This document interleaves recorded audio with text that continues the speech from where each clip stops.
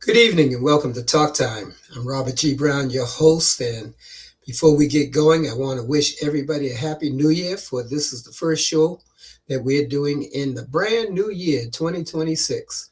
And we're glad to have you aboard once again on another Monday night of Talk Time on rgbinternetradio.com.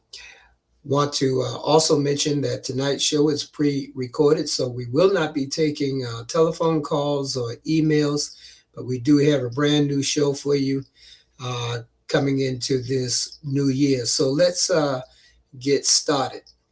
As you know, there's so much that's been going on throughout the world that has rattled us in so many different ways, made us scratch our heads or even take a little time to think about, wow, can that be done or can it not be done? And what I'm talking about is, as all of you know, the issue about the invasion on Venezuela and the removal of its leader and his wife to New York to be tried for crimes that have been done, especially in the areas of drugs and all that comes out of that part of the world. Well, the president is at it once again and has already declared that the United States will rule over Venezuela until such time a new government can be put in place. But the problem is uh, not just us running the government, but who's running the government at the moment, and is this all legal? And I'm sure that it will be played out in Congress for as of today. As a matter of fact, I believe that the president is supposed to give a full explanation, detailed information about the raid in Venezuela and the capturing of its current president and first lady. So we want you to stay tuned as that continues to develop and we see what will really take place through the hearings in New York City, of which they've been extradited to. And yeah, that's very interesting. And a lot of you have been emailing, trying to figure out, what is going on. And tonight we're going to let it play out for a little while. So we'll come back and report on it and talk about it and give you an opportunity to voice your opinion as to, what your beliefs are, whether or not you think this should be done. We know there has been some heinous crimes that have been placed against him, and I'm not saying that we shouldn't have done something, but was this the right thing, and does this put the United States in some type of jeopardy? We shall see. But tonight we do want to talk about a couple of things. Basically the issue with the Kennedy Center becoming the Trump Center, with Trump's name having been engraved on the Kennedy Center first, beyond John F. Kennedy. And as you know, that center was brought forth in memorial to our late President John F. Kennedy, who lost his life as a very young man, being the youngest person elected as President of the United States thus far ever. And but there's a lot of controversy, and over the last couple of weeks, you have been chiming in as to your feelings upon whether or not Trump has the authority or should even think about, which he has thought about because his name is now on the building. And so I want to start off tonight's show with, hey, clip from what's already taken place, and we'll talk about it a little. Here we go. So, Donald Trump just went absolutely ballistic after a bipartisan group of 47 members of Congress formally demanded his resignation, and the fallout has left Washington, D.C. in complete chaos. And what triggered this unprecedented move? A leaked memo revealing that Trump allegedly interfered with military operations for personal political gain while sensitive national security operations were underway. According to sources who reviewed the document, Trump personally ordered delays in critical defense authorizations because the commanders involved hadn't publicly endorsed his policies. This isn't just another political controversy or partisan squabble. We're talking about members of his own party joining Democrats to publicly call for a sitting president to step down. And trust me, when you've got Republican Congress members breaking ranks to demand resignation, you know something massive just exploded. It's honestly hard to believe we're watching elected officials from both parties unite against a president in a way we haven't seen since Watergate. Let me fill you in on what's been happening. The tension in Washington has been building for months as Trump's relationship with Congress deteriorated over budget fights, executive overreach, and repeated clashes with military leadership. But according to Politico's December 28th reporting, everything changed when a classified memo was leaked to several congressional committees, showing Trump had directly interfered with Pentagon operations. The memo, dated from 3 weeks ago, allegedly shows Trump ordered his chief of staff to delay critical military authorizations until certain generals agreed to appear at campaign rallies supporting his agenda. This wasn't about policy disagreements or normal civil-military relations. This was about using national defense as a bargaining chip for political theater. But here's where the rubber meets the road. When members of the House Armed Services Committee reviewed the memo in a secure facility, they immediately recognized this crossed a line that couldn't be ignored. And before we go any further, let's be real for a second. Congressional resignation demands are extraordinarily rare. They don't happen because of political differences or policy disputes. They happen when elected officials believe a president has fundamentally violated their oath of office. Here's where it gets interesting. According to multiple sources, including CBS, CNN, and Politico, here's what went down. On December 27th, a bipartisan group of Congress members held an emergency closed-door meeting after reviewing the leaked classified memo. The meeting included 31 Democrats and 16 Republicans, according to sources who spoke with reporters. Republican Congressman Michael McCaul, chairman of the House Foreign Affairs Committee, reportedly told colleagues that the evidence was incontrovertible and that remaining silent would make them complicit. Democratic Congressman Adam Smith, ranking member on Armed Services, described the memo's contents as a clear abuse of power that endangered national security.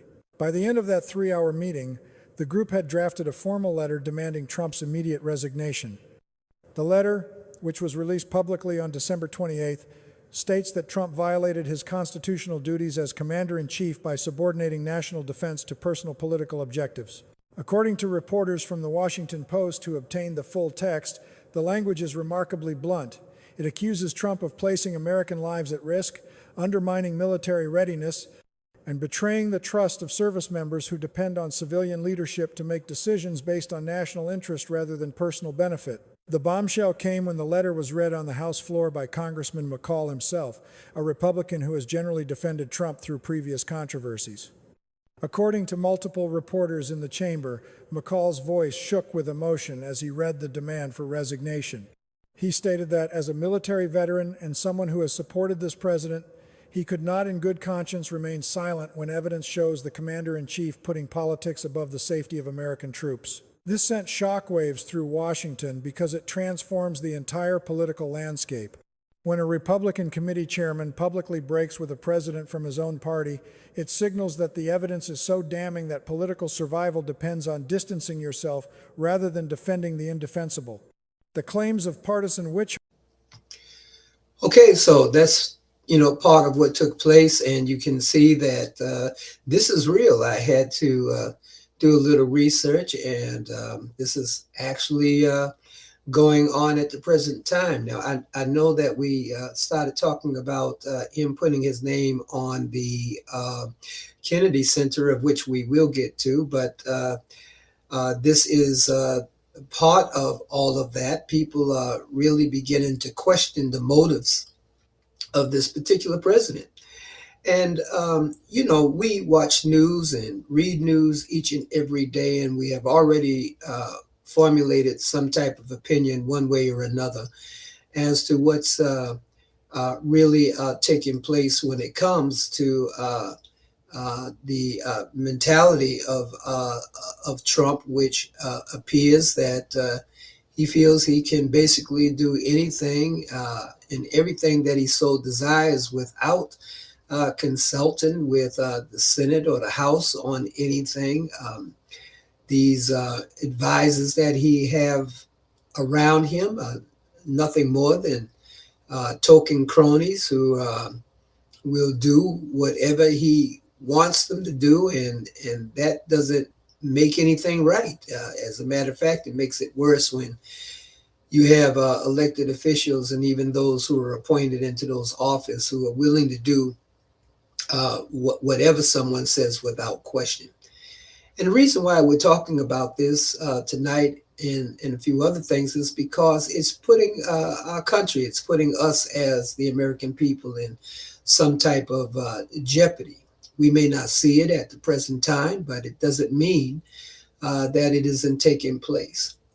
And there are others, along with the president, who are in office who are beginning to act in a similar mindset. But again, that's because of the game follow the leader. What the leader does, they feel they can follow suit and do basically the same thing. And so Congress is presently really taking a look whether they actually do anything or not about it. That's another question, and it's something that we'll have to look at going down the line.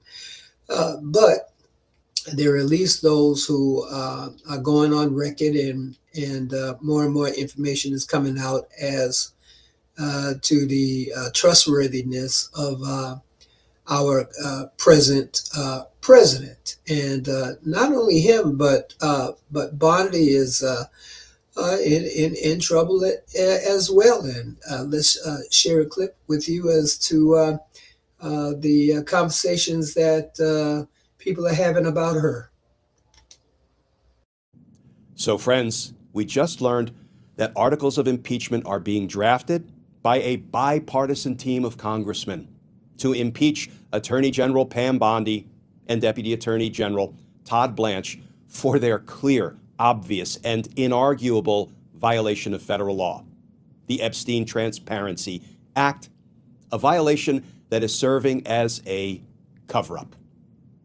So, friends, Donald Trump's Attorney General, Pam Bondi, is violating federal law every minute of every day that she refuses to disclose the Epstein files, as is required by legislation that was signed into law by Donald Trump himself. Now, I want to start with the new reporting, and I'm going to read a good bit of it because I want you to hear just how angry, how furious members of Congress, both Republicans and Democrats, are about Bondi's clear violation of law and how it is serving as a cover-up. This from The Guardian. Headline: Outrage and legal threats. Trump Justice Department slammed after limited Epstein files released. Lawmakers voice frustration over heavy redactions and the apparent removal of files from government website. And that article begins: Donald Trump's Justice Department was hit with legal threats and scathing outrage after authorities released a limited, heavily redacted trove of Jeffrey Epstein files in an apparent violation of the law mandating the near-complete disclosure of these documents by Friday. This quote from Representative Ro Khanna, who was the co-sponsor of the bill, the Epstein Transparency Act, quote, "The Justice Department's document dump this afternoon does not comply with Thomas Massie and my Epstein Transparency Act."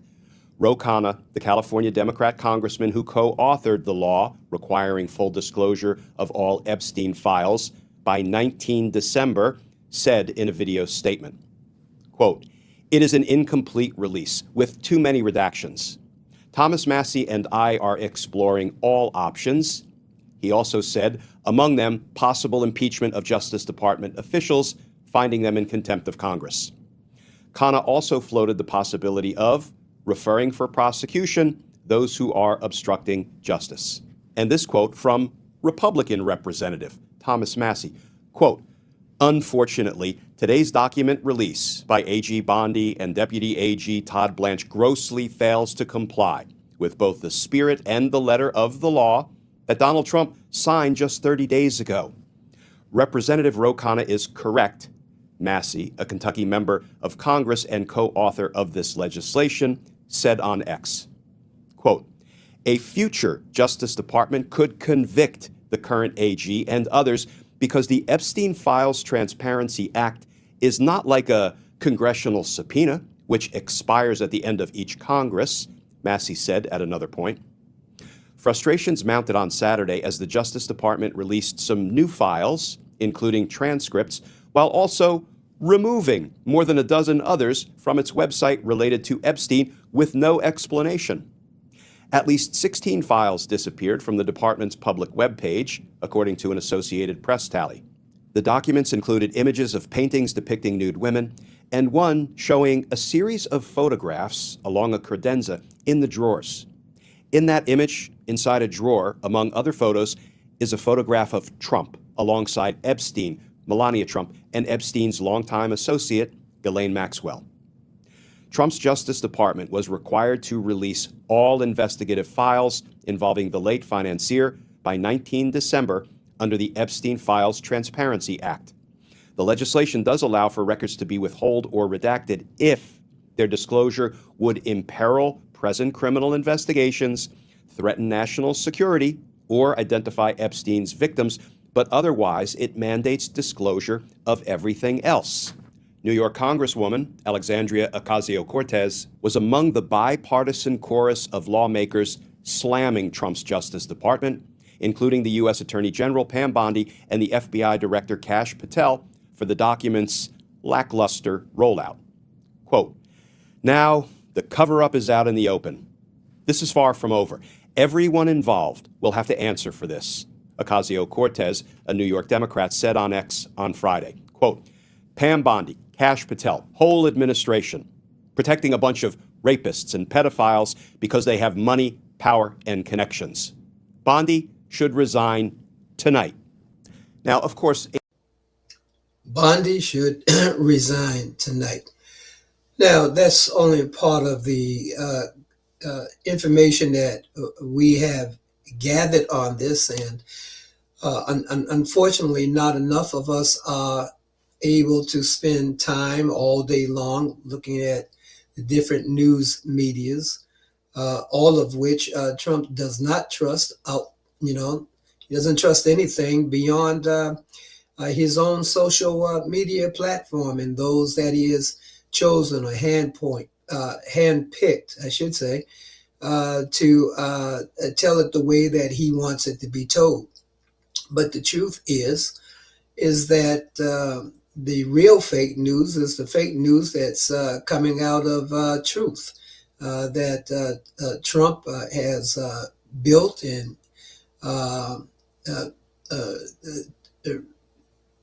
the platform that he speaks from the majority of the time, and those other entities that have joined in with him that try to make him look like the best thing since sliced bread. We don't have a problem normally with people trying to be progressive, but to be progressive in the wrong is not progress at all. Some of the things, in my estimation, that the president has been doing is taking us into the dark ages. And I think that many are worried about waking up one day and the United States being in a full-scale war with some nation, go to sleep and it's quiet, and wake up and we're in the midst of war. If there are no checks and balances put on this presidency, that could possibly happen. If whatever his whim is, whatever he so desires, can take place.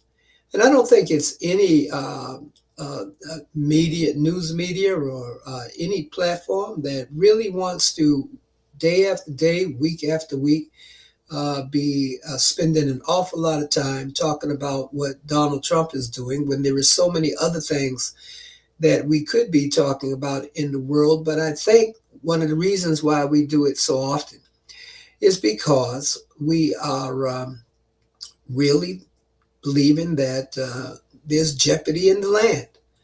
and that jeopardy affects each and every one of us. And so now we hear the rumblings getting louder and louder for resignations from the president himself, and some of those in his cabinet, and some of those that he has appointed in certain positions within the administration. The sad thing is that you can call for all you want to call for, but are you willing, or do you have the backbone necessary to get out there and make sure that something is being done? This whole thing with Jeffrey Epstein has gotten totally ridiculous in my mind, for the simple reason is that we're giving too much time for too much to be destroyed or redacted, so to speak.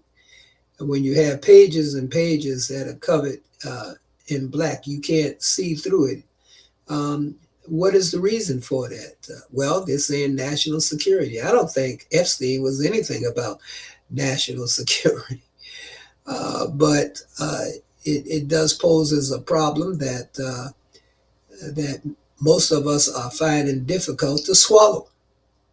And unfortunately, along the line, our president is involved in this somewhere, somehow. Although they're constantly trying to talk about his innocence, well, if he's truly innocent, and others who may be in office at this particular time, if they're innocent, then they have nothing to worry about. So why are we redacting so much? Why are so many blackouts? Why are pages coming up missing?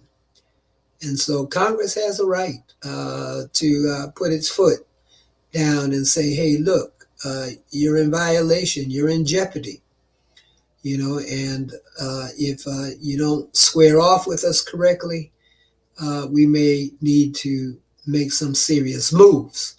Again, whether that takes place or not is something to be seen.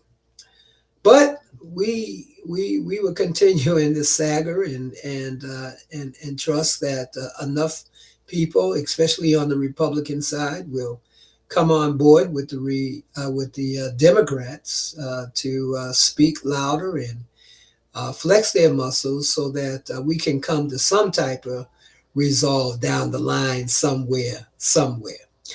Well, you're listening to Talk Time on RGB Internet Radio. Now, remember that tonight's broadcast is pre-recorded, and we will not be taking telephone calls nor emails that you send, but we hope that the information that we're pouring out to you this evening will be highly beneficial. And one of the things that we constantly say is that we, the people of the United States, if there's something we don't like, we ought to voice our opinion. We ought to be telling our elected officials about our feelings and really pressure them to do the right thing so that we can move forward as a strong nation, as a nation that's willing to reach out and not destroy others, but to help others to make it as well.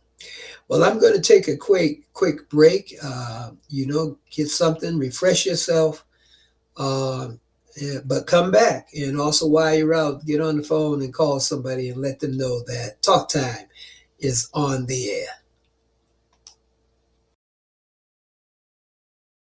Hi, my name is Anthony DePiro, and I'm an employee here at Sabatino Mastrocola Insurance Agency, where I've worked for about 6 years. Our agency is a full-service agency. We specialize in auto, home, flood, life, and other insurance needs. We have a registry running service. We offer professional claim assistance, and many other things that will help you throughout the process of getting new insurance. I mainly specialize in commercial insurance, such as apartments, restaurants, offices, contractors, retail, and things of that nature. But the rest of the team here also specializes in home, auto, and other lines. We merged with Mastrocola Insurance about 2 years ago, and we're proud to house them here at 519 Broadway along with our office, and we all work together to service your needs. Stop by anytime here at 519 Broadway or give us a call at 617-387-7466 or visit our website at www.sabatino-ins.com. All right, welcome back to Talk Time. And you know, it is the first of the year, and if you do have insurance needs, like most of us do, why don't you reach out to Sabatino Mastrocola in Everett, Massachusetts, and I can guarantee you that they will really help you to get the products that you need in order to begin the new year off feeling a sense of security for your home, your vehicle, your business. Give them a call, Sabatino Mastrocola, Everett, Massachusetts. Tell them that Robert sent you from RGB. Well, we have talked about the fact that there are those in Congress presently calling for the resignation of the president and the AG and the assistant AG, and possibly others down the road, because we are seeing that a lot of things are going on that we don't like. And the primary question that keeps being asked and that we see through emails that you send to us as we're putting these shows together, is this legal? Can it be done?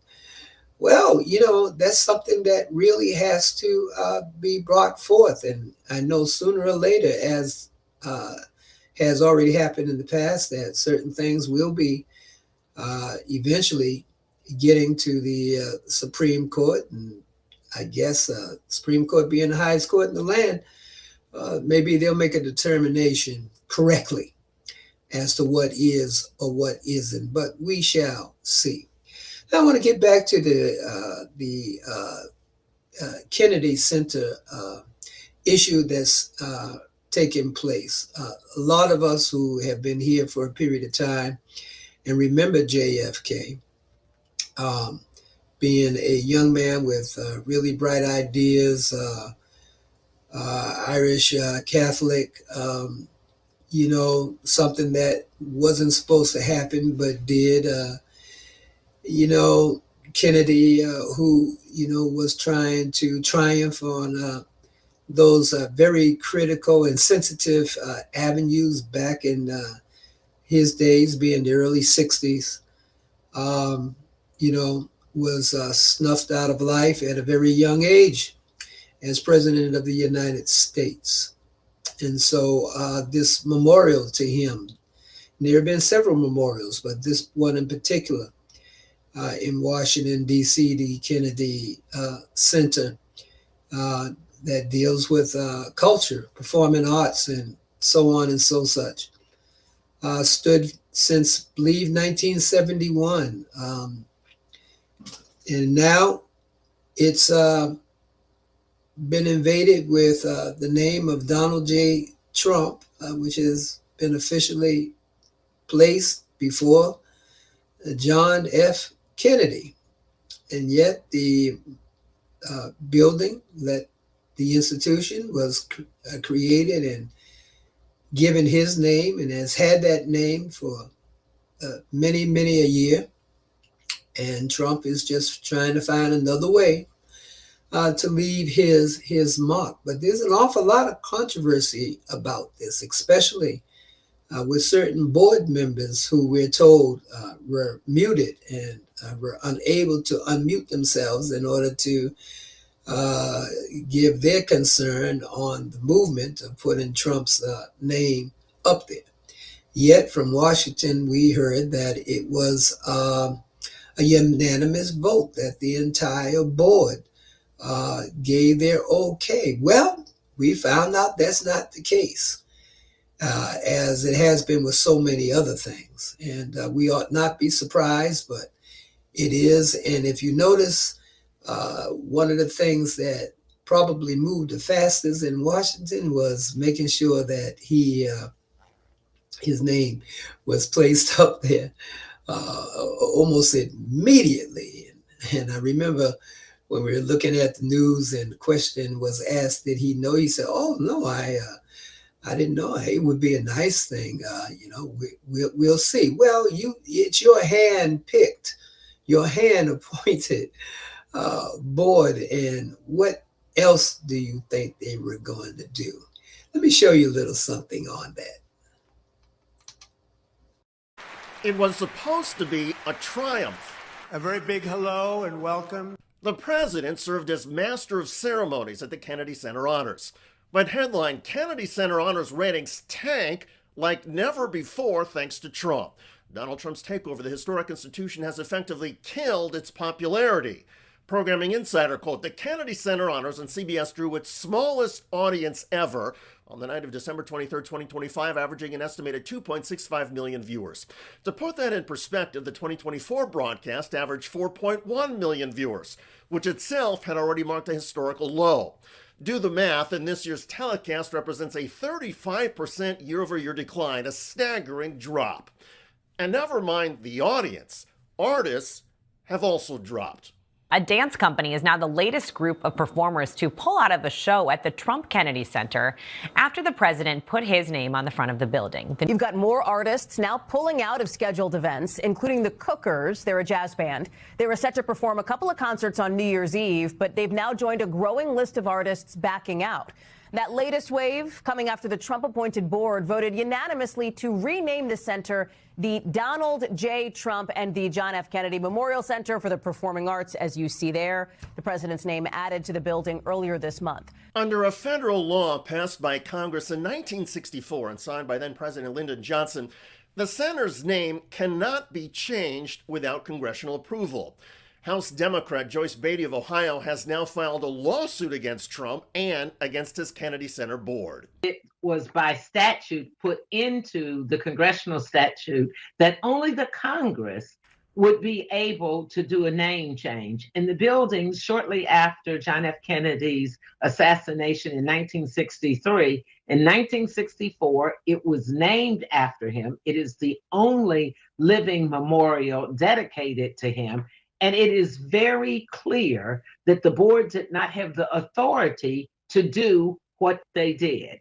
And so that makes it illegal. It's quite that simple. Beatty's filing mentions Trump's name being added to the building's signage, describing it as scenes more reminiscent of authoritarian regimes than the American Republic.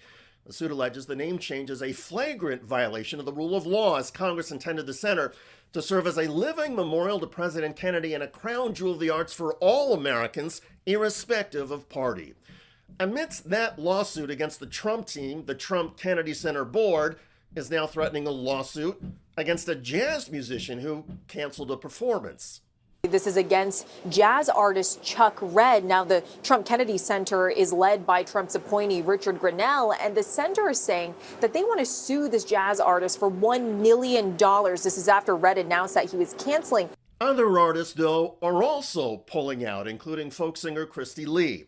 She wrote on Instagram that missing out on the ticket revenue will hurt her, but she added this. Losing my integrity would cost me more than my paycheck. She goes on to say that when American history starts getting treated like something you can ban, erase, rename, or rebrand for somebody else's ego, I cannot stand on that stage and sleep right at night. On top of the artists canceling their performances, Donald Trump and his Kennedy Center board are also being snubbed now by CBS, the very network that broadcast the Kennedy Center Honors show that Donald Trump hosted. On top of Donald Trump's remarks being edited down by CBS from 10 minutes to 2 minutes that were broadcast on the network show, the network is still referring to the center as the Kennedy Center, not the Trump Kennedy Center. CBS said it will continue calling the facility by its legal name in accordance with the law passed years ago by Congress. And on the night the Kennedy Center Honors show was taped, the president and First Lady had to stand in front of a CBS backdrop screen that defied Trump's name-changing wishes. Here's Trump speaking to reporters about honorees. Well, we have great honorees. This is a group that really is unique. I think it's one of the, over the years I've been watching, and you've had some wonderful honorees, but I think this is really very much unparalleled. So the cancellations of other artists, though, are also unparalleled, and the headlines keep coming. Rolling Stone, more Kennedy Center performers pull out after Trump's name change. Doug Verone, who canceled his dance company's event, called the decision to protest it financially devastating but morally exhilarating. Other artists who have canceled include actress Issa Rae, Pulitzer Prize-winning musician Rhiannon Giddens, rock musician Peter Wolf, the Gay Men's Chorus, and Broadway's Lin-Manuel Miranda. The producer of Hamilton has canceled the entire 8-week run that had been scheduled at the Kennedy Center this spring. Let's be clear. All of these artists and producers are national heroes. By contrast, Donald Trump has long made a crass habit of slapping his name on everything from skyscrapers to steaks. The Kennedy Center is different. It is hallowed ground for the performing arts and was created to honor President Kennedy's belief that the arts are essential to a vibrant democracy. Now, Donald Trump wants it to serve as his personal billboard. A billboard for an adjudicated rapist and convicted felon whose chief contribution as president to art and aesthetics has been the gilding of the White House Oval Office and the mass production of vulgarity. Donald Trump does not elevate institutions, he drags them into the swamp of his own disgusting appetites. Wherever the Trump name lands. Wow. That's a lot. I wanted you to, again, we take the time to go through things to bring that may be of interest to you or to give you a little clearer understanding. But I don't know how he believed that he could actually go into this and think there would be no repercussion, no fallout from it. Artists after artists after artists are canceling it out because they don't believe in the values of our current president. And it's sad because the presidency ought to be an avenue in our life here in America that we look up to. And unfortunately, we find it difficult to be able to do that when the only true interest of Trump is of Trump. Just looking at that clip alone and hearing the reporting coming forth from it and the message that was being sent by the artists who canceled out, it just makes you wonder, how can we bypass the fact that there's a problem? When it comes to space, Houston, there's a problem. Well, DC, there's a problem. And how long will it take for us to look the problem square in the face rather than skirt around the issues and just allow it to happen and say, well, we'll ride this out for the next 4 years? I don't think anybody wakes up every morning trying to figure out a way to get rid of somebody in Washington, D.C. But I do think we think more about it. If those persons in D.C. are not doing what's needed to be done for the good and welfare of this entire nation. And when I say the entire nation, I mean all of its people, not a certain segment of it. The whole issue with Trump is if it's not his way, it's the highway. We're already seeing where things that have taken years to come about, such as Juneteenth, for one, is no longer what it had become, as if African Americans have had nothing to do with the continuous restoration of this nation, which is far from true. That our heritage, that the welfare of those men and women who have sacrificed their lives in many instances for the cause of the United States, even those who have served in the military, are being, somewhat cast aside, embarrassed instead of being embraced. These are the things that we're looking at. And here's a big slap in the face to JFK.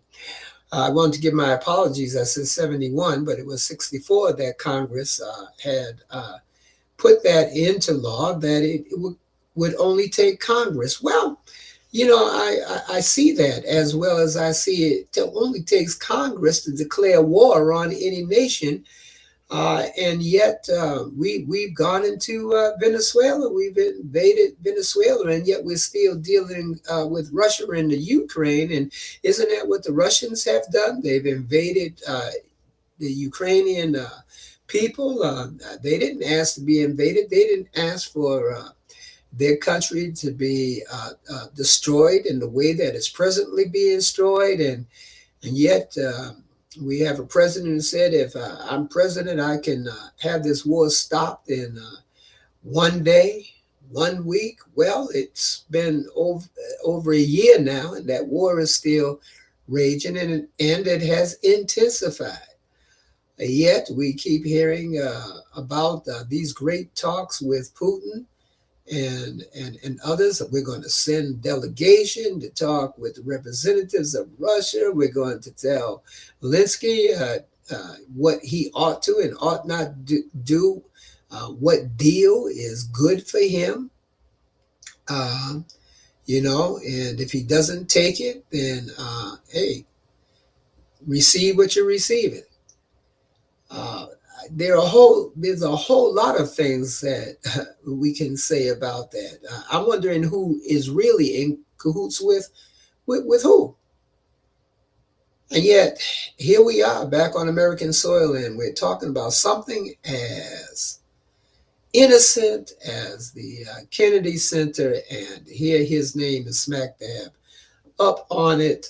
He has invaded it, just trying to gain his own territory to make a statement. Let's share a little more of this. We are back now with the growing fallout involving the Kennedy Center and President Trump's push to leave his mark on that cultural institution. You've got more artists now pulling out of scheduled events, including the Cookers. They're a jazz band. They were set to perform a couple of concerts on New Year's Eve, but they've now joined a growing list of artists backing out. That latest wave coming after the Trump-appointed board voted unanimously to rename the center the Donald J. Trump and the John F. Kennedy Memorial Center for the Performing Arts, as you see there. The president's name added to the building earlier this month. I want to bring in our White House correspondent, Yamiche Alcindor, who's joining us now. Okay, Yamiche, this has been a thing that has been building for a bit now. Let's start with the latest and the Cookers, this jazz group. What are they saying about this decision to back out? Well, interestingly, this group, the Cookers, they're not saying in particular that this is tied to the name change of the building, but they're essentially saying that the atmosphere has been one that they don't want to perform in. I want to read to you part of their statement. They say jazz was born from struggle and from a relentless insistence on freedom of thought, of expression, and of the full human voice. Some of us have been making this music for many decades, and that history still shapes us. They go on to say our hope is that this moment will leave space for reflection, not resentment. So again, not specifically saying that the president's actions are what's causing them to cancel these concerts, but essentially hinting at that, Hallie. And Yamiche, it's not just the Cookers, right? I mean, you look at, I think there was a run at Hamilton, for example, that ended up getting 86ed basically by them. And when you look at the bigger picture, the Kennedy Center has typically and traditionally, as you well know, having lived and covered D.C. for so long, been pretty nonpartisan. That's right. Even though President Trump, if you ask him, he would say that the Kennedy Center was sort of biased against conservatives. But for the most part, people have said that this is a nonpartisan performing arts center that welcomed all sorts of performances. But the president essentially was saying that the building was getting too liberal and was too welcoming, essentially, to performances and people that he didn't agree with. And now we've seen this fallout. We've seen ticket sales go down. We've seen people canceling performances. We've also seen people just simply uncomfortable with the building. And let's remember that this renaming really is the renaming of a memorial. This isn't just sort of the Capitol Arena, which is where sports teams play. This is a memorial that was dedicated to John F. Kennedy Jr., someone who, of course, was killed while serving our country, murdered while serving our country. So the Kennedy family has been very outspoken, very angry about this. And you now see these artists that are either hinting or full on saying that they don't want to be in this space because of President Trump. And what about this, some of the stuff that's happened with the website, the newly renamed center? Well, Hallie, of course, it's a little bit of a troll here. This former South Park writer, because the president had been talking and hinting at the idea that he might rename the Performing Arts Center, this person actually purchased both TrumpKennedyCenter.org and TrumpKennedyCenter.com. So there's literally a comedian that owns these websites, so they can't change the name of the website right now, at least not into those two. And then if we can show people the homepage of TrumpKennedyCenter.org, if you look up there, there's the red and there's all this, and it maybe kind of looks like a regular website, but when you scroll down, the website says the next events at the Trump Kennedy Center are to ring in the new year with a performance by the, quote, Epstein Dancers. That, of course, being a reference to the late convicted sex offender Jeffrey Epstein, who, of course, has had a lot of controversy. The president has been tied to him just as a friend. He has not been charged with any wrongdoing. He has been accused of any wrongdoing. But the fact that the Epstein files are something that's mentioned on this website really is just trolling President Trump. So it really is in some ways a reminder that as this was all building, there were people that were very much against this, that were making their own kind of moves. Hallie.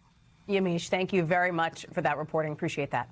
We thank you for watching. And remember, stay updated on breaking news and top stories on the NBC News app or watch live on our YouTube channel. All right. So, I mean, listen,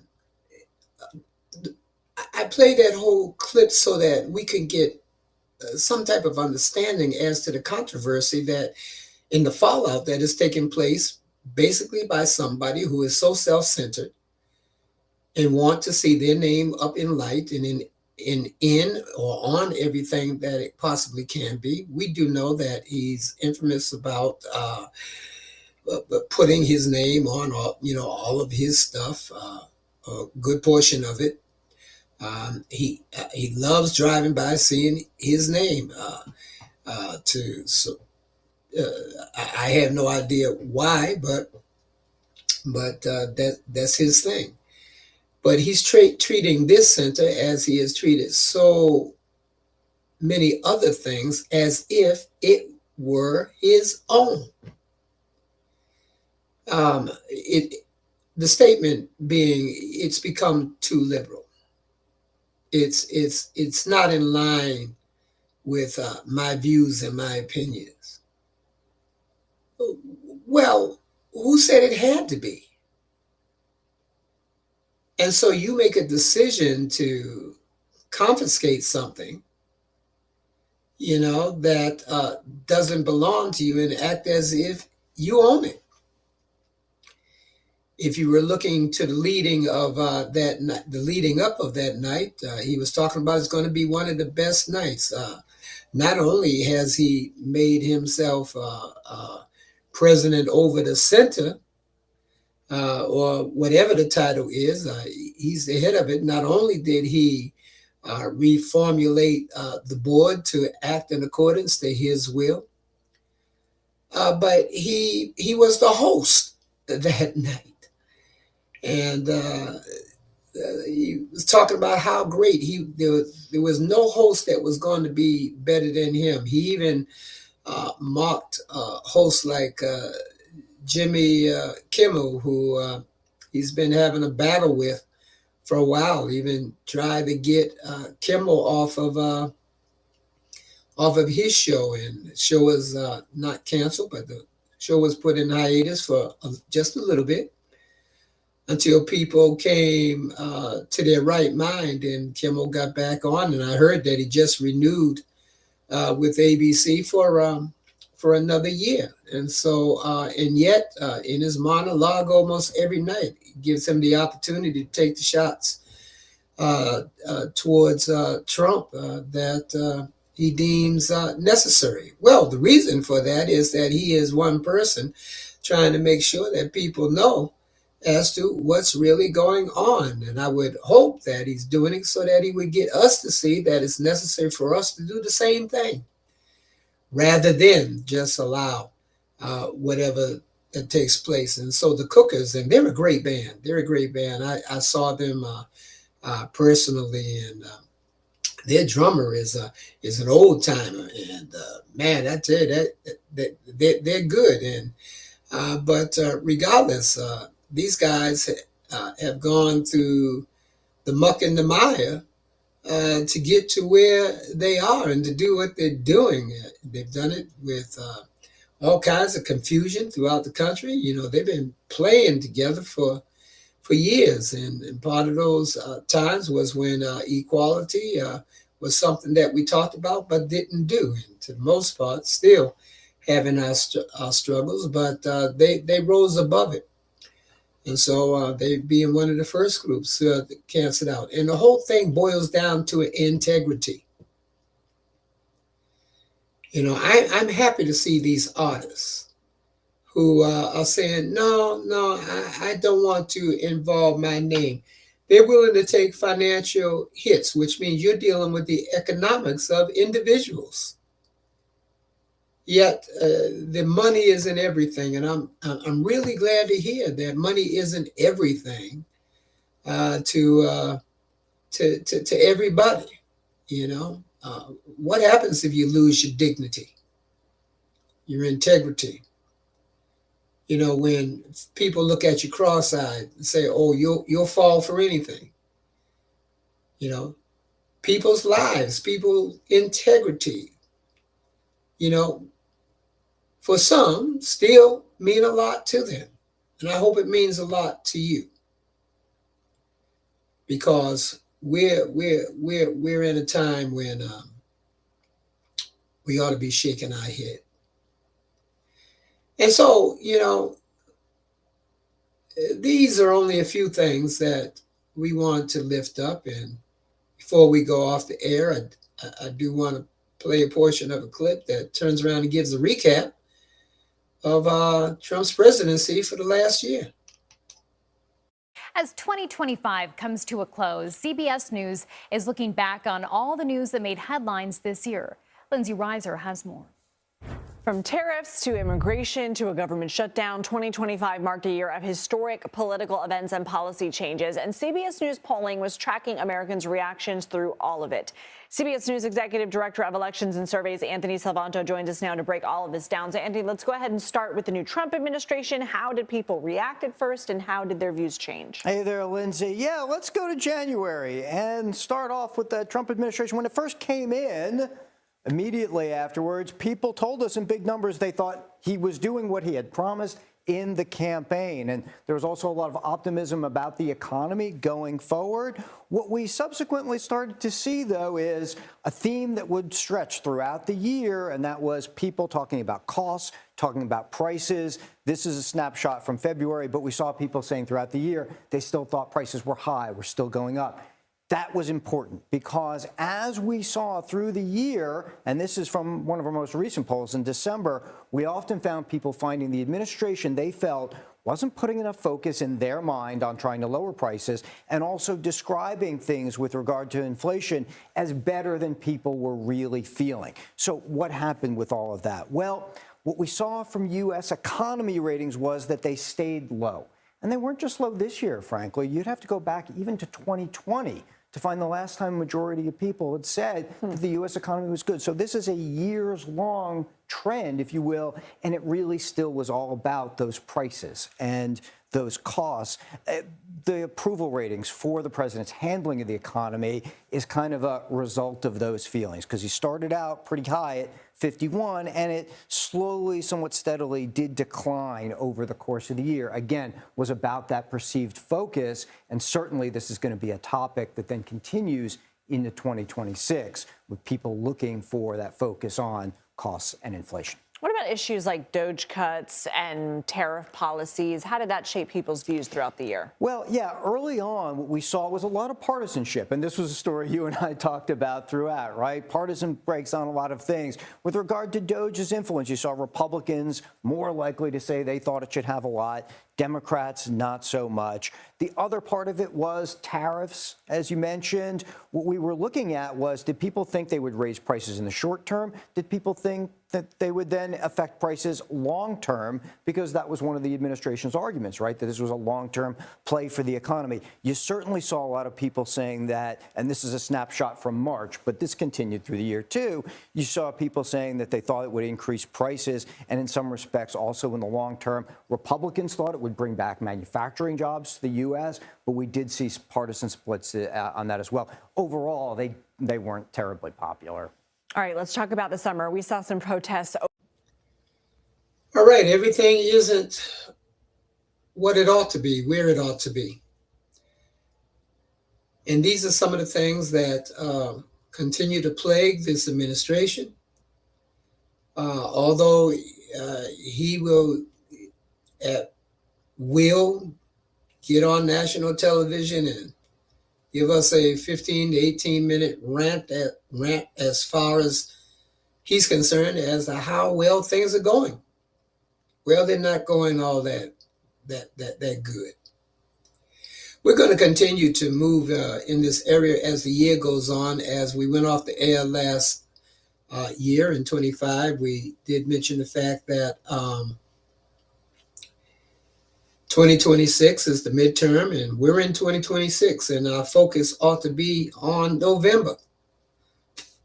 And if you have some concerns and you want to see balance in America again, we can begin the process by making some of the right choices when we go to the ballot box. So let's keep that in mind, and we will continue to keep you informed on things as we move along.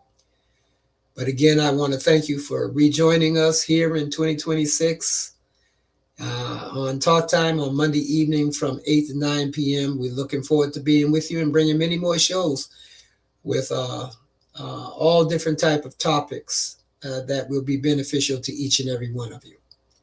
So thank you for joining me tonight. Looking forward to being with you next week. This is Talk Time on RGB Internet Radio, Facebook Live, and YouTube. Remember, tell somebody, join us. Have a great week and be safe. Bye-bye.